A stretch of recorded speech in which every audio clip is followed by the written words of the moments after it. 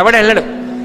కానీ ఇన్ని చోట్ల తిరిగి నాకు పెద్ద సర్కిల్ ఉందండి అంటాడు. నాకు వాళ్ళు తెలుసండి, వీళ్ళు తెలుసండి అంటాడు.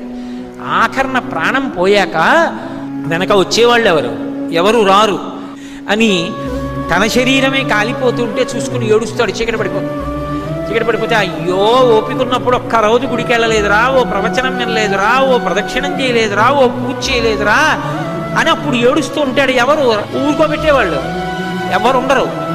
అప్పుడు అక్కడ ఎవరూ లేకపోతే చచ్చిపోయిన వాడు ఏడిచి 1000 మాటలు చచ్చిపోతాడని నేనున్నాను, ఏడవకురా, ఇంకో శరీరం ఇస్తానని చెప్పడానికి అక్కడ కూర్చున్నాను పార్వతి అన్నాడు. ఆయన్ని పట్టుకుని శ్మశానవాసి అని చెప్పి నింద చేయడం కన్నా కృతజ్ఞత ఇంకొకటి ఉంటుందా?